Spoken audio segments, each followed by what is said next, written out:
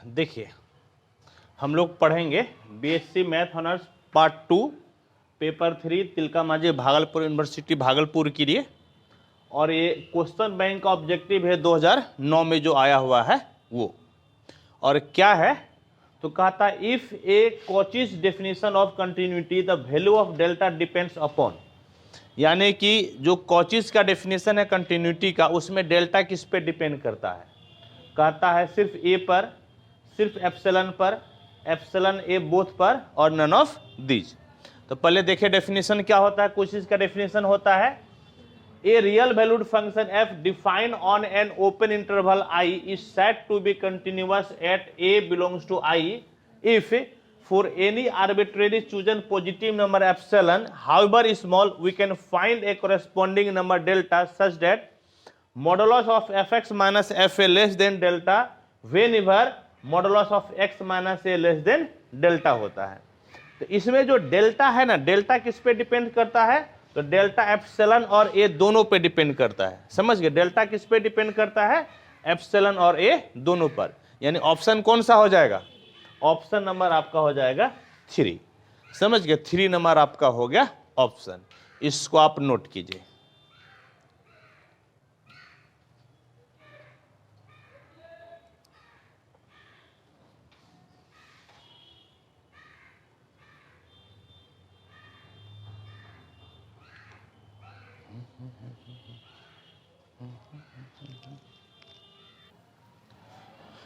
देखिए अगला क्वेश्चन क्या है।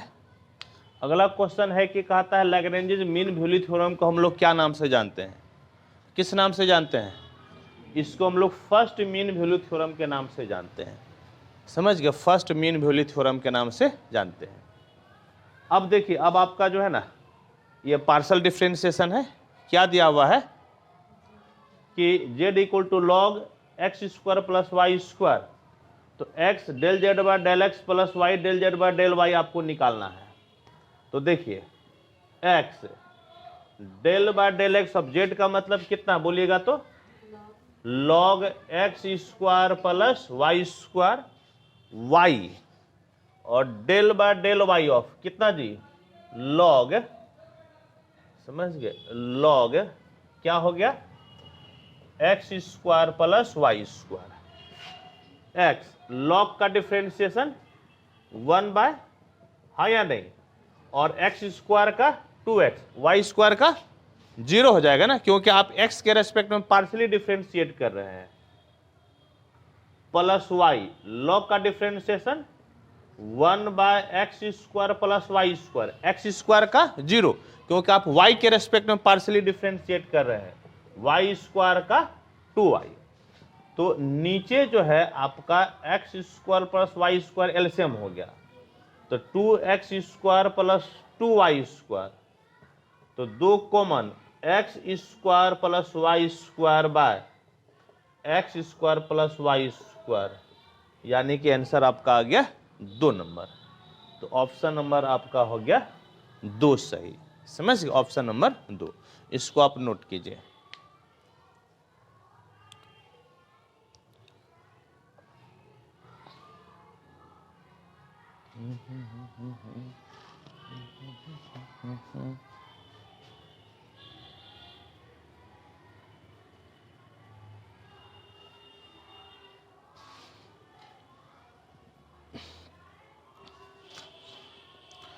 ठीक है,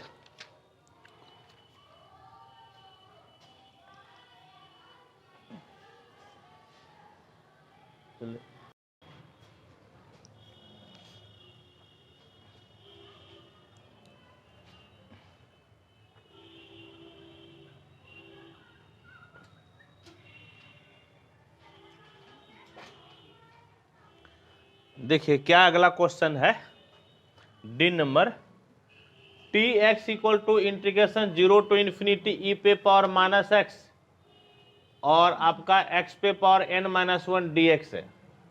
एक्चुअली यहां पर टी एक्स नहीं बल्कि क्या होना चाहिए गामा n होना चाहिए। समझ गए, गामा n ये किसका डेफिनेशन है गामा n का, और ये कब सही होता है जब n आपका ग्रेटर देन 0, जब n ग्रेटर देन 0 हो तब ये सही होता है। ठीक है, गामा एन गामा का फंक्शन का दूसरा नाम क्या है?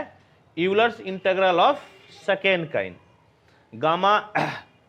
गामा एन प्लस 1 किसके बराबर हो जाएगा? फैक्टोरियल एन के बराबर। लगे हाथ बीटा के बारे में देख लीजिए, बीटा एम एन क्या होता है?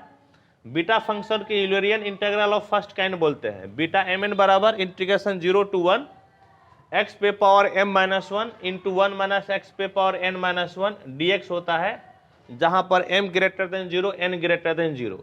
बीटा एम एन सेम होता है। बीटा एम एन बराबर होता है gamma n by gamma m plus n। Gamma 0 infinity होता है, गामा हाफ रूट पाई होता है। और भी कई बार आएगा तो हम आपको बताएंगे, ठीक है।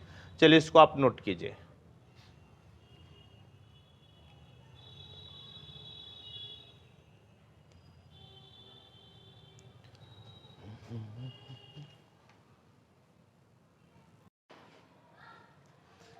देखिए नेक्स्ट क्या है आपका? ई नंबर। ई नंबर जो यहां पर लिखा हुआ है प्यारे बच्चों, या तो कुछ क्वेश्चन में मिस्टेक है या फिर हो सकता है कि मैं इस चीज को नहीं समझ पा रहा हूं, इसीलिए आप इसको देख लीजिएगा। मुझे ऐसा कोई क्वेश्चन नहीं मिल पा रहा है। यदि कोई और टीचर आपको बताए तो आप मुझे भी कमेंट करके जरूर बताइएगा। हाँ, हो सकता है कि क्वेश्चन में मिस्टेक हो, गलती हो, या मैं नहीं समझ पा रहा हूं। एफ नंबर देखिए क्या है? एफ नंबर है N oscillatory sequence is. Oscillatory sequence क्या होता है? ठीक, हमेशा बाउंडेड होगा, बाउंडेड हो भी सकता है, नहीं भी हो सकता है, नेवर बाउंडेड, नन। तो पहले ऑक्सिलेटरी सीक्वेंस का देखिए डेफिनेशन क्या होता है? A sequence x n is said to be oscillatory if it is neither convergent sequence nor a divergent sequence. यानी कि ऐसा सीक्वेंस ना तो कन्वर्जेंट हो ना ही डाइवर्जेंट हो, उसको क्या बोलते हैं? Oscillatory sequence. ये दो प्रकार से आपका हो सकता है। हाँ, कई प्रकार से हो सकता है, जिसमें कुछ प्रकार में यहां पे लिखा हूं। A bounded sequence which is not convergent, मतलब एक बाउंडेड सीक्वेंस है वो कन्वर्जेंट नहीं है तो ऑक्सिलेटरी सीक्वेंस कहलाएगा और ये ऑक्सिलेट करेगा finitely. An unbounded sequence which does not diverge is said to be oscillate infinitely। यानी कि ऑक्सिलेटरी सीक्वेंस आपका बाउंडेड के केस में हो सकता है और अनबाउंडेड के भी केस में हो सकता है। तो आपका ऑप्शन कौन सा होगा? आपका सेकेंड नंबर ऑप्शन हो जाएगा। समझ गए? मे और मे नॉट, हाँ, बाउंडेड। ठीक है, इसको आप नोट कीजिए।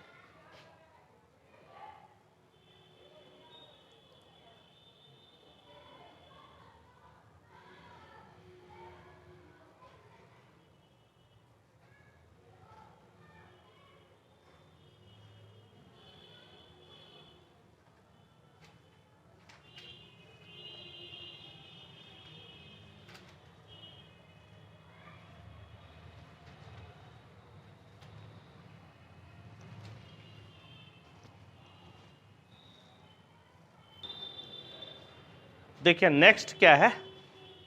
नेक्स्ट आपका क्या कहता है? ए सीरीज, हाँ, summation u n is said to be absolutely convergent if. याद कीजिए तो कल भी हम लोग पढ़े थे। तो आपका ऑप्शन कौन सा हो जाएगा? 3 नंबर। ये डेफिनेशन ही होता है, समझ गए? ये जो है ना एब्सोल्युटली कन्वर्जेंट का डेफिनेशन है। ठीक हो गया, ये डेफिनेशन है तो उसको याद रखना पड़ेगा। अगला क्या है? H number. The necessary and sufficient conditions that A system of कॉप्लेनर forces be in equilibrium. हाँ, मतलब कॉप्लेनर फोर्सेस का इक्विलिब्रियम में होने का नेसेसरी एंड सफिशिएंट कंडीशन क्या होता है? तो आपका होता है x equal to 0, y equal to 0 और g इक्वल टू 0। समझ गए? ये थ्योरम ही है, ये थ्योरम है। ये दोनों डायरेक्ट थ्योरम के स्टेटमेंट था। ये हो गया आपका। तो इस प्रकार से ये खत्म होता है, आप इसको नोट कीजिए।